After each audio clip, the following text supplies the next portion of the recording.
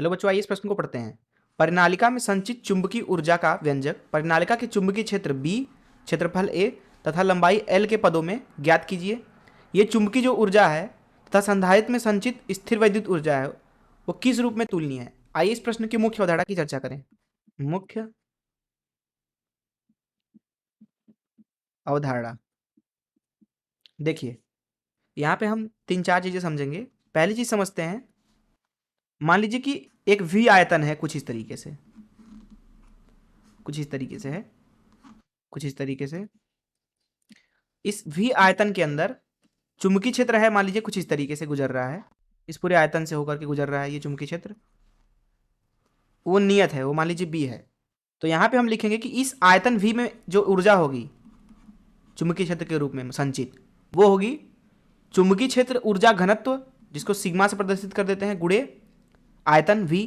जो ये सिग्मा होता है अर्थात चुंबकीय क्षेत्र ऊर्जा घनत्व, मान लीजिए अभी यहाँ पे आसपास निर्वात है, निर्वात, तो इस सिग्मा का मान लिखा जाएगा यहाँ पे, क्योंकि चुंबकीय क्षेत्र का मान B है, इसलिए B का वर्ग भागे 2 म्यू नॉट।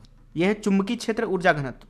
और इस V आयतन के अंदर अगर ऊर्जा निकालना चाहें तो वो होगा घनत्व गुणे आयतन। तो ये पहली चीज आप समझ लें।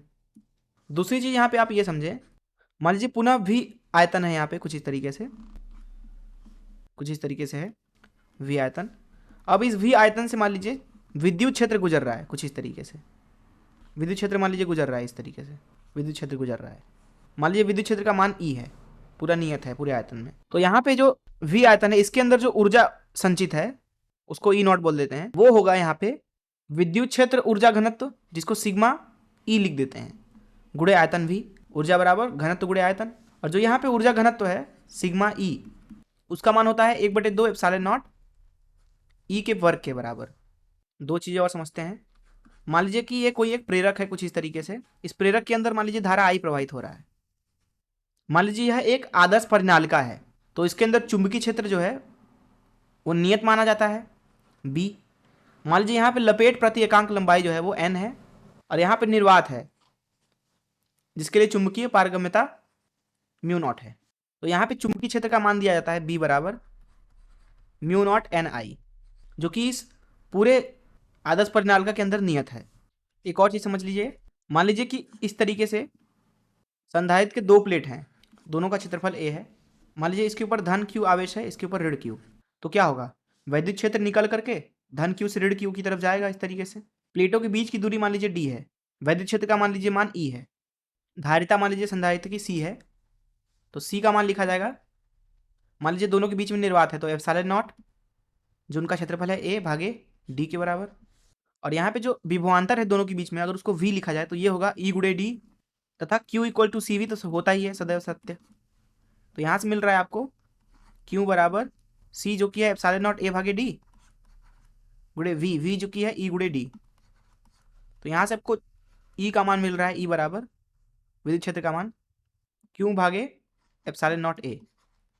तो इन मुख्य धारणा से चलिए प्रश्न को हल करते हैं। प्रश्न के पहले प्रथम भाग को हल करते हैं।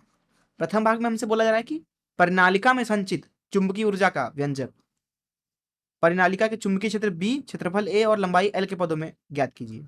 तो मान लीजिए कि ये कोई एक परिनालिका है कुछ इस तरीके से, जिसकी लंबाई L है और उसमें लपेट प्रति एकांक लंबाई N है। कुल लपेटों की संख्या यहाँ पे मान लीजिए N है, और इसमें अभी आप धारा I प्रवाहित कर रहे हैं। तो इसके अंदर चुंबकीय क्षेत्र गुजर रहा होगा कुछ इस तरीके से, नियत, क्योंकि आदर्श परिनालिका है। मान लीजिए वो B गुजर रहा है, तो इसके अंदर जो संचित कुल ऊर्जा होगी उसको हम यहाँ पे लिख सकते हैं, उसको लिख देते हैं EB। ये हो जाएगा, जैसा कि हमने बात किया अभी, ऊर्जा घनत्व चुंबकीय क्षेत्र का गुणे आयतन। अनुप्रस्थ का क्षेत्रफल मान लीजिए A है, तो ये कुछ इस तरीके का आयतन है, कुछ इस तरीके से L गुणे A।